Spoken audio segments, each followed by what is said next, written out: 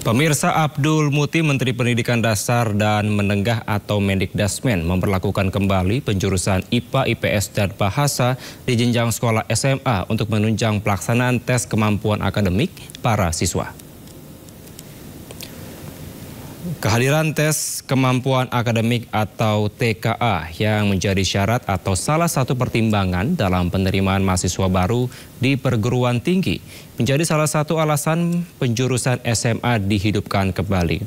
Sebelumnya kebijakan penjurusan IPA, IPS, dan Bahasa secara resmi sempat dihapus di tahun ajaran 2024-2025.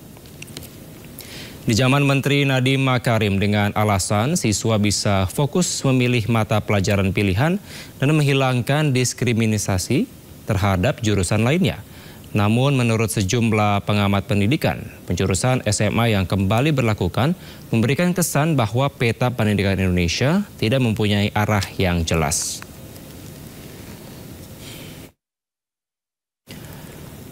Di tengah arus zaman yang terus berlari, sistem pendidikan di tanah air justru seolah masih mencari jati diri. Sistem penjurusan pada tingkat SMA yang telah lama mati rencananya akan dihidupkan kembali. Ya, IPA, IPS, dan Bahasa akan kembali menjadi opsi mengarahkan siswa sesuai dengan potensi. Lantas, akankah sistem penjurusan ini mampu menjadi solusi atau justru membatasi eksplorasi diri? Untuk membahasnya lebih dalam, pemirsa, sudah bergabung bersama kami malam hari ini ada Sekjen Persatuan Guru Republik Indonesia atau PGRI Dudung Abdul Qodir. Kemudian ada Koordinator Nasional Jaringan Pemantau Pendidikan Indonesia Ubaid Matraji. Saya sapa, selamat malam Pak Dudung dan juga Pak Ubaid. Selamat malam Kevin, Pak Ubaid. Baik. Saya mau ke Pak Dudung terlebih dahulu. Bagaimana Anda dari PGRI melihat dari adanya rencana Kementerian Pendidikan ini akan menghidupkan kembali jurusan IPA, IPS, dan juga Bahasa? Ya, terima kasih Kevin. Ya. Bismillahirrahmanirrahim. Assalamualaikum warahmatullahi wabarakatuh. PGRI sudah melakukan kajian dan diskusi bersama terkait merespon beberapa hari yang lalu Pak Menteri Pendidikan Dasar dan Menengah, Profesor Abdul Muti, terkait akan menghidupkan kembali penjurusan. Nah, ketika Mas Nadiem menyampaikan gagasan bahwa penjurusan akan dihilangkan dan akan masuk pada peminatan, PGRI meminta kajian akademik apakah dengan menggunakan penjurusan yang selama ini dilakukan di Republik yang kita cintai dalam sistem pendidikan nasional memiliki nilai lebih dan positif atau ada kekurangan. Ini sampai sekarang kami belum menerima kajian akademik terkait apakah penjurusan itu lebih baik atau peminatan itu lebih baik. Nah, berdasarkan pengalaman Kemendikbud terkait dengan penjurusan, ada nilai-nilai positif dan nilai-nilai lebih dari penjurusan. Salah satu di antaranya adalah bagaimana penjurusan itu memberikan fokus pada anak, pada peserta didik, terkait dengan minat dan bakatnya masing-masing. Mereka sudah diwadahi, itu yang pertama. Ini selamat bergabung Mas Tias. Yang kedua, kelebihannya adalah sekolah mudah menata kelola guru. Karena sudah jelas, di sekolah A, IPA akan ada 3, IPS akan ada 3, Bahasa akan 3. Tata kelolanya akan mudah, pembagian 24 jam mengajarnya akan mudah. Dan yang ketiga, sarana prasarana. Di sekolah tuh sudah disiapkan untuk laboratorium IPA, IPS, dan Bahasa itu sudah siap. Sekarang kalau peminatan, itu ada hal yang mungkin harus dilalui. Dan yang paling penting kami melihat PGRI di beberapa negara maju pun penjurusan itu masih digunakan. Di samping perspektif teori terkait dengan bagaimana penjurusan itu tadi fokus pada minat dan bakat, penjurusan itu memberikan motivasi kepada siswa untuk belajar lebih di di dalam fokus meningkatkan kualitas keterampilan dan minatnya. Sehingga diharapkan, menurut para ahli ini, diharapkan ketika peserta didik itu fokus pada minat dan keahlian yang dimiliki oleh peserta didik, dia nanti di tingkat perguruan tinggi akan mampu melampaui harapan yang disiapkan, yakni peserta didik disiapkan untuk mempersiapkan di jenjang pendidikan yang lebih tinggi. Itu pandangan-pandangan real, walaupun tentunya di penjurusan ada kelemahan, tetapi kelemahan itu bisa ditutupi dengan bagaimana sosialisasi dan bagaimana pencerahan dari para guru dan tim di sekolah tersebut. Itu Mas. Baik, Pak Dudung, saya mau konfirmasi ulang, berarti sampai dengan saat ini belum ada kajian ke PGRI apakah penjurusan IPA atau IPS dan bahasa ada atau tidaknya, yang mana yang lebih baik belum ada sampai saat ini? Singkat saja. Sebetulnya di beberapa jurnal sudah ada yang menyampaikan bahwa penjurusan, tadi saya juga membaca dari beberapa jurnal bahwa dengan penjurusan itu tadi fokus anak di dalam mengembangkan keahlian, keterampilan melalui minat dan bakatnya itu lebih terarah. Walaupun sekali lagi keterbatasan sekolah dalam penjurusan itu pasti ada. Itu kelemahannya Mas. Tinggal mari kita perbaiki kelemahan itu. Di sini ada Mas Tias, nanti mungkin ada pikiran-pikiran yang out of the box gitu. Makasih Mas. Baik. Saya mau ke Pak Ubaid. Pak Ubaid, gimana menanggapi adanya rencana dikembalikannya penjurusan IPA, IPS, dan bahasa? Iya, jadi kebijakan dikembalikannya penjurusan IPA, IPS, dan bahasa ini sangat mengagetkan banyak pihak ya, karena memang penghapusan jurusan ini belum selesai di lapangan seperti apa, kemudian tiba-tiba kemudian dihidupkan kembali ya. Ini bagi guru ini sangat membingungkan, bagi sekolah juga sangat membingungkan, apalagi peserta didik juga sangat membingungkan ya, karena benar kenapa kebijakan pendidikan ini gampang sekali gonta-ganti, gampang sekali berubah gitu ya. Padahal kita sudah tahu kualitas pendidikan di Indonesia mulai dari jenjang pendidikan dasar sampai pendidikan tinggi itu masih buruk sekali dibanding dengan negara-negara tetangga kita se-Asia Tenggara, apalagi dibanding negara-negara di dunia. Kita ini kualitasnya masih sangat buruk ya itu. Nah, salah satu kenapa kualitas pendidikan kita ini jalan di tempat, bahkan merosot ya karena kita nggak punya arah peta jalan pendidikan kita itu seperti apa gitu, sehingga ada presiden baru punya peta baru, ada menteri baru ada peta baru, yang kita nggak punya peta arah pendidikan kita jangka panjang seperti apa, lalu strategi mencapai tujuan itu apa dan sebagainya gitu, sehingga setiap presiden, setiap menteri punya imajinasi sendiri-sendiri tentang bagaimana meningkatkan kualitas pendidikan ya. Kita tahu misalnya era sebelumnya itu pemerintah juga merilis peta jalan, tapi kemudian setelah berganti presiden kemudian Bappenas juga merilis peta jalan baru lagi. Nah, kalau kita lihat peta jalan yang dibikin oleh pemerintah, baik oleh dulu Kemendikbud, kemudian belakangan ada versi Bappenas, kemudian Kemendikdasmen bahkan belum pernah merilis. Nah, saya pikir ada banyak versi peta jalan yang sebenarnya satu sama lain itu nggak jelas arahnya mau kemana, sehingga strategi di bawah juga sangat membingungkan. Soal menghidupkan kembali jurusan yang periode lalu ditiadakan, sebenarnya di lapangan tidak ada terjadi perubahan apa-apa. Ketika era Menteri Mas Nadiem penjurusan IPA, IPS, dan bahasa dibubarkan, itu kan penjurusan dibubarkan, diganti dengan peminatan. Ya, nah di bawah itu apa bedanya penjurusan sama peminatan? Ya sama saja, nggak ada bedanya di lapangan itu ya. Baik. Dulu penjurusan diganti dengan peminatan, sekarang penjurusan lagi, hampir nggak ada beda. Secara substansial nggak ada bedanya. Baik. Cuma yang yang saya garis bawahi adalah mau ada peminatan, mau penjurusan ya, tapi nyatanya tidak berdampak sama sekali terhadap peningkatan kualitas pendidikan. Baik Pak Ubaid, mau ada penjurusan atau tidak ada yang berubah di bawahnya. Pak Ubaid, Pak Dudung sudah bergabung juga bersama kita di sini. Ada Pak Darmaning Tias, pengamat pendidikan.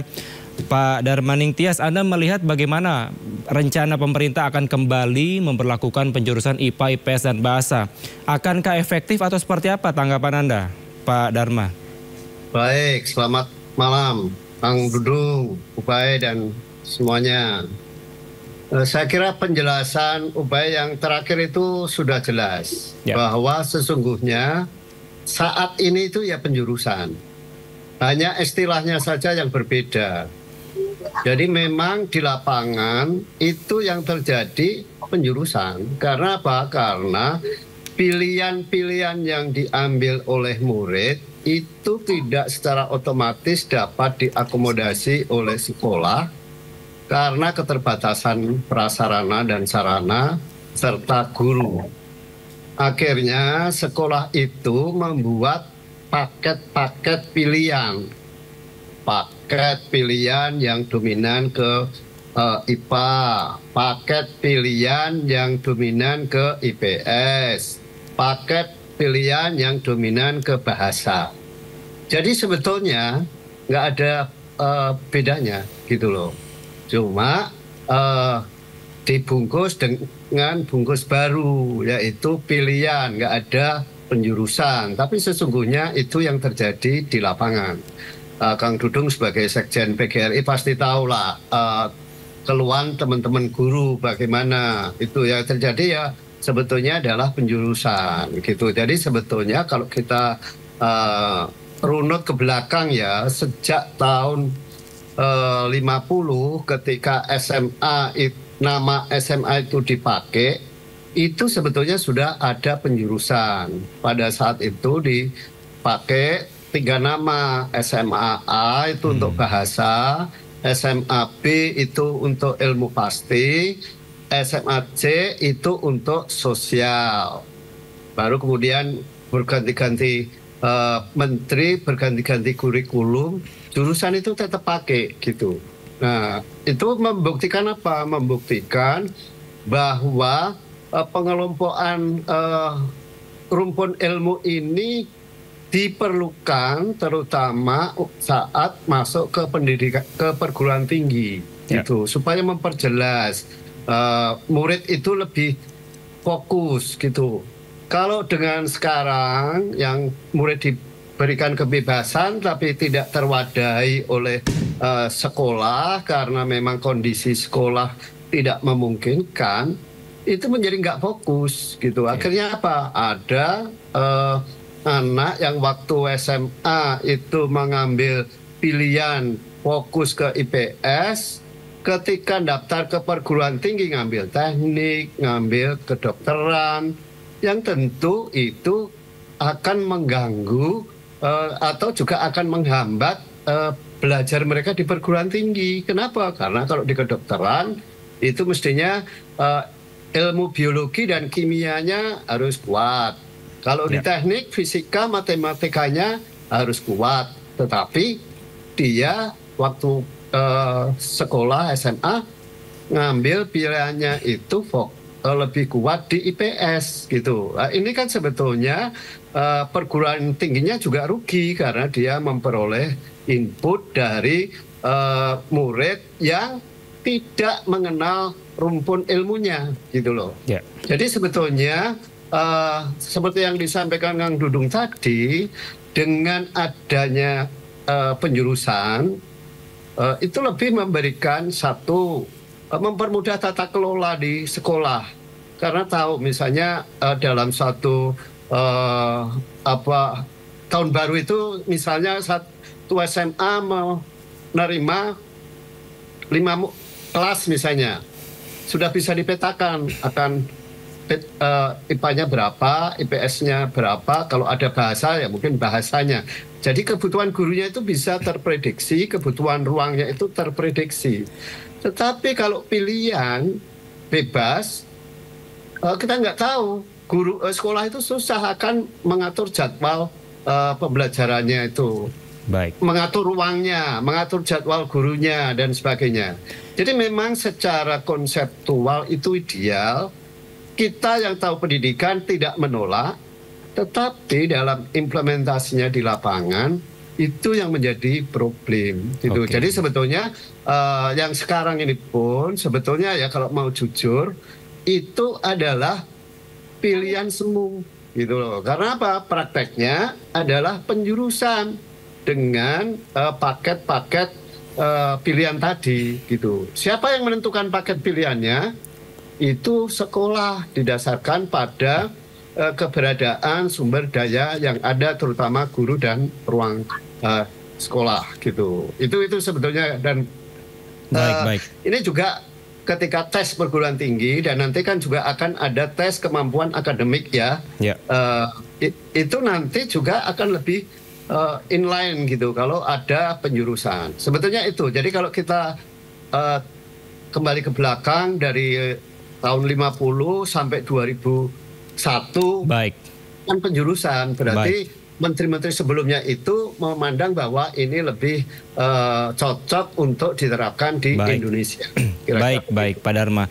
Saya mau ke Pak Ubaid. Pak Ubaid, apakah Anda setuju misalkan bahwa memang kalau seperti dikatakan tadi oleh Pak Dharma bahwa memang nampaknya ini hanya pilihan semu kalau menggunakan kata Pak Dharma dengan adanya kebebasan karena ada kurikulum merdeka.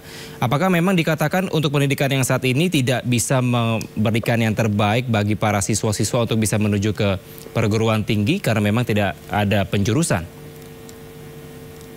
Iya, jadi memang kalau penjelasan tadi saya kan jelas ya bahwa sebenarnya istilah saja ini kan ada penjurusan sekarang balikan kemarin sebelumnya adalah peminatan, sebelumnya dengan istilah penjurusan. Sebenarnya kan ini soal istilah-istilah saja, bahwa di lapangan itu soal teknisnya itu ya bagaimana anak bisa fokus sesuai dengan minatnya gitu kan.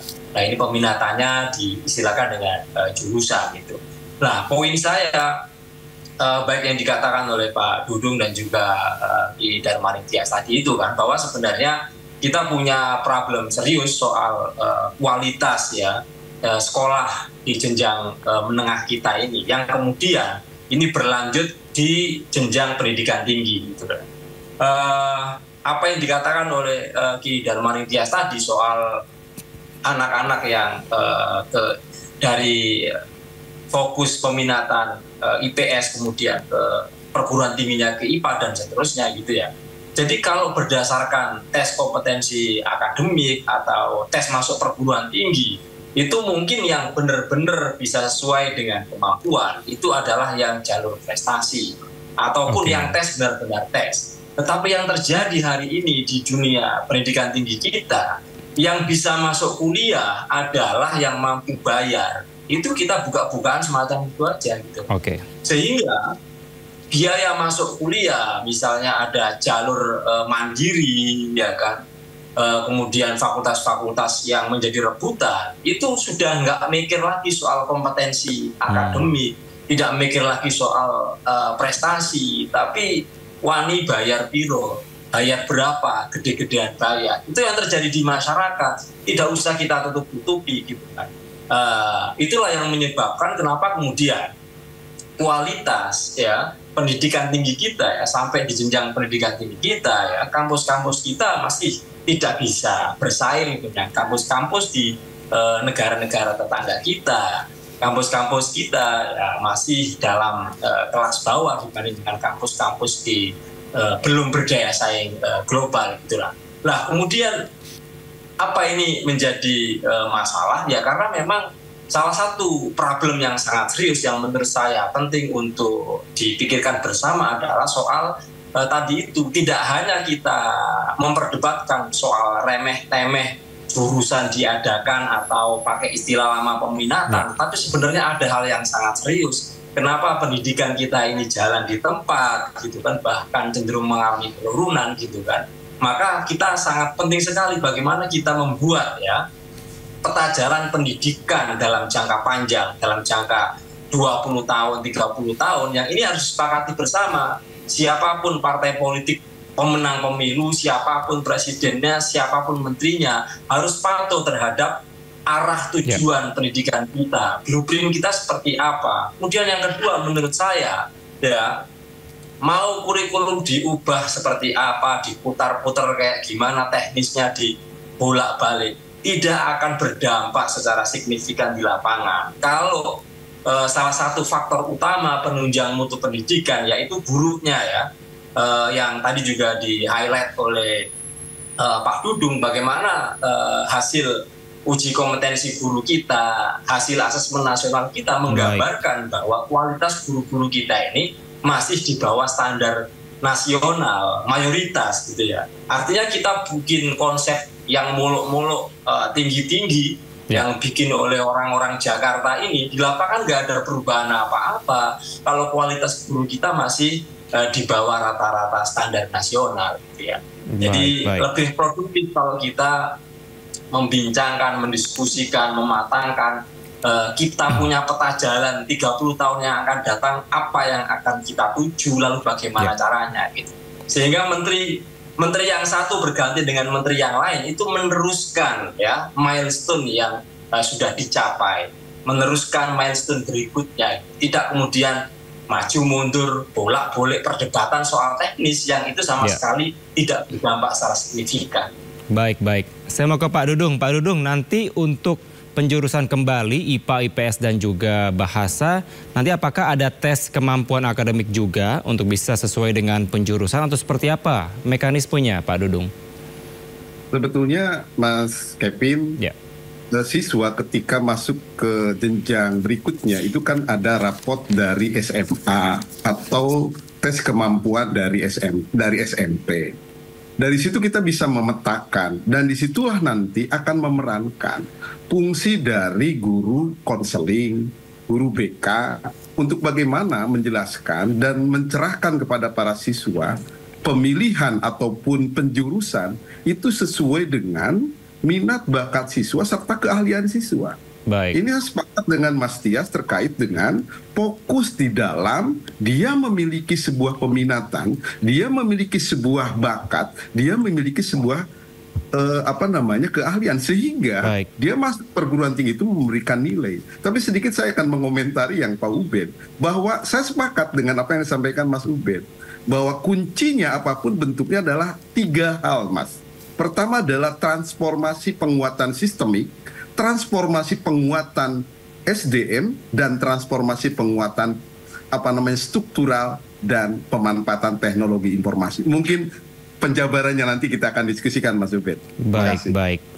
Baik, saya mau ke Pak Dharma. Pak Dharma, ini kan anak-anak terkait dengan tadi disampaikan Pak Dudung terkait dengan adanya sesuai dengan bakat dan minatnya atau sesuai dengan nilai raportnya. Tapi bagaimana Anda melihat bahwa ada perubahan dari anak itu sendiri untuk bisa mungkin pada tahun ini bakatnya ini, tapi ternyata di tahun berikutnya minatnya, bakatnya mungkin juga berbeda. Seperti apa Anda melihatnya? Begini, pertama soal jumlah jurusan ya, belum tentu 3. Kalau misalnya kan pengalaman sekarang ini orang yang sekolah yang mengembangkan bahasa kan sedikit. Jadi bisa juga nanti misalnya 2, yang satu itu kelompok saintek, lalu yang kedua sosial budaya misalnya, atau sosial humaniora misalnya. Nah, yang bahasa itu mungkin bisa masuk ke dalam kelompok sosial humaniora misalnya nih ya. Lalu bagaimana kalau nanti pertama mungkin minat di saintek, tapi ternyata kemampuannya kurang, dia bisa pindah ke sosial humaniora misalnya. Dan mungkin juga kan kita juga melihat persoalan di SMK ya. Di SMK itu kan mayoritas itu kualitasnya rendah. Mungkin nanti dipadukan dengan pembelajaran di SMK. Jadi yang mungkin minatnya kurang di akademik, nanti ditambahi dengan materi-materi keterampilan misalnya. itu sangat mungkin gitu, karena seperti di Jepang kan penjurusannya itu ada yang ke saintek, ada juga yang ke arah keterampilan. Itu bisa saja, itu soal penjurusan. Dan terkait dengan kalau minatnya berubah bagaimana, itu sebabnya bisa juga nanti, ini kalau pengalaman saya sekolah dulu ya, sampai tahun 80-an itu saya kira penjurusan itu dilakukan pada semester 2 di kelas 1. Jadi satu semester awal itu adalah pengenalan murid terhadap semua mata pelajaran di SMA. Baru nanti berdasarkan nilai rapot semester pertama, ini zaman saya dulu ya, itu kita dijuruskan, kita mau milih kemana. Saya dulu sebetulnya kalau menurut nilainya itu saya IPA, tapi saya memilih IPS karena saya memang ingin lebih banyak mendalami persoalan-persoalan sosial. Sampai saya dipanggil oleh guru, kenapa banyak orang yang pada mau IPA, kok Anda malah dijuruskan IPA tapi mau ke IPS gitu. Nah, hal seperti itu bisa dilakukan oleh anak ke depan gitu. Itu kalau penjurusan di semester pertama. Semester kedua bisa juga penjurusan di semester ketiga. Jadi naik kelas 2 baru penjurusan. Cuma kalau ini kelemahannya beban mempelajari banyak mata pelajaran itu terlalu lama. Gitu. Tapi kalau yang semester 2 di kelas 1 itu mereka sudah mengenali semua mata pelajaran di SMA selama 1 semester, dan semester berikutnya mereka sudah terkurangi bebannya. Itu pertimbangan menurut pengalaman saya bersekolah dulu. Iya, kalau saya mau ke Pak Ubaid, menurut Anda instrumen seperti apa yang cocok sekiranya memang nanti dari Kementerian Pendidikan ini akan kembali memberlakukan adanya penjurusan IPA, IPS dan juga bahasa? Apakah seperti yang dikatakan oleh Pak Darman tadi di semester 2 kelas 1 atau ketika sudah di akhir-akhir SMA atau mungkin di kelas 12? Seperti apa Anda mencermati yang paling efektif, kira-kira seperti apa?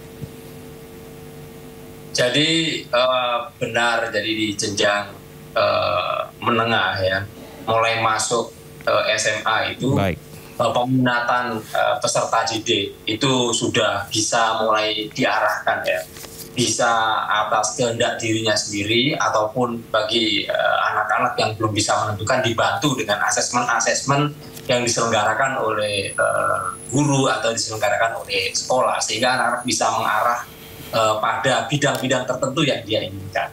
Cuman catatan saya adalah bagaimana sistem baik model penjurusan, baik model peminatan itu jangan sampai dengan adanya sistem itu kemudian membuat pembelajaran itu menjadi kaku atau menggunakan kacamata kuda yang ada materi pelajaran tertentu yang harus dikuasai dan tidak boleh ingin ada peminatan yang lain. Jadi menurut saya fleksibilitas ya, karena ini masih di jenjang menengah, maka fleksibilitas itu harus tetap dibuka ya, sehingga anak-anak yang katakanlah sejak kelas 1 SMA begitu masuk jenjang menengah sudah menyatakan dirinya minat di IPA misalnya, tapi kemudian dia juga ingin mendalami pelajaran-pelajaran terkait dengan rumpun IPS, rumpun humaniora, kesenian, bahasa, itu tidak menutup kemungkinan mereka untuk bisa juga mempelajari hal-hal yang itu gitu. Jadi akan menjadi masalah kalau peminatan maupun penjurusan ini itu hanya untuk membataskan anak untuk belajar disiplin mata pelajaran tertentu. Nah, supaya ideal maka pendekatan ya multi pelajaran, multidisiplin ilmu lintas sektoral itu sangat dibutuhkan saat ini gitu kan. Sehingga orang-orang yang ahli dalam IPA misalnya harus mengerti soal humaniora, mengerti soal bahasa, mengerti soal dunia untuk mempertajam kemampuannya itu. Sehingga jangan sampai penjurusan ini kemudian membuat kaku dan tidak bisa anak-anak belajar multidisiplin ilmu. Baik, tetap adanya fleksibilitas, kira-kira seperti itu ya Pak Ubaid. Izin saya menambahkan singkat aja. Ya, silakan Pak Dharma singkat saja. Terkait yang disampaikan Mas Ubaid itu, sebetulnya di kurikulum 2013 itu kan sudah ada kelompok peminatan. Dan saya kira hal yang sama itu juga mungkin akan diterapkan yang akan datang. Jadi nanti misalnya ada yang jurusan IPA, tapi karena dia mau masuk ke arsitek, dia perlu pengetahuan sejarah yang lebih banyak. Dia bisa belajar mengambil mata pelajaran sejarah peminatan. Itu bisa gitu ya. Yang mau masuk ke psikologi, dia akan kebanyakan dari kelompok IPS. Tapi psikologi kan banyak statistik. Dia bisa mengambil peminatan matematika gitu loh. Jadi sebetulnya hal seperti itu sangat dimungkinkan karena itu sudah diatur di kurikulum 2013. Baik, terakhir saya mau ke Pak Dudung. Pak Dudung, sampai saat ini sudah adakah informasi ke PGRI terkait dengan bagaimana nanti mekanisme bila mana memang betul-betul dilakukan adanya kembali penjurusan IPA, IPS, dan bahasa pada bulan November nanti rencananya Pak? Seperti apa? Masih di mute Pak Dudung? Iya. Implementasi dan mekanisme yang akan disiapkan oleh Kementerian Pendidikan Dasar dan Menengah belum disonding ke PBPGRI, tapi Pak Menteri tadi pagi menyampaikan ide-ide gagasan dan penguatan terkait dengan mengapa kita kembali kepada penjurusan. Persis tadi apa yang saya sampaikan, tapi yang paling penting Mas, saya sepakat dengan Mas Ubaid tadi. Bagaimana transformasi itu menguatkan sistem. Peta jalan harus kita miliki dan menjadi dasar bagaimana kita melangkah. 2 tahun ke depan apa, 5 tahun ke depan apa, 10 tahun ke depan apa. Itu sepakat. Yang kedua, sekuat apapun ide dan gagasan dalam konsep sistemik, kalau kita tidak menyiapkan SDM mulai dari budaya guru-guru kita, budaya birokrat kita, budaya masyarakat kita, budaya keluarga kita, itu keberhasilannya akan dikhawatirkan. Jadi pentingnya penguatan SDM mulai dari budaya, kapasitas, dan leadership. Itu berbagai komponen Mas Tias. Dan yang terakhir, bagaimana kita menguatkan transformasi struktural. Artinya apa? Sesuatu yang lama yang baik kita pertahankan, sesuatu yang lama yang kurang baik kita perbaiki, dan sesuatu yang lama yang tidak baik kita rubah dengan suasana-suasana yang effortless state, effortless action, dan effortless result. Saya yakin masa depan bangsa ini akan bisa kita raih jika serius menangani pendidikan di Republik yang kita cintai. Baik, kita nantikan bagaimana nanti sistem pelaksanaannya dan tentunya diharapkan yang terbaik dan tidak maju mundur seperti disampaikan tadi oleh Pak Ubaid. Terima kasih Pak Dudung, Pak Ubaid, dan juga Pak Dharma telah bergabung bersama kami di Sindo Prime. Selamat malam, sehat selalu semuanya. Selamat malam, makasih Mas Tias. Terima kasih.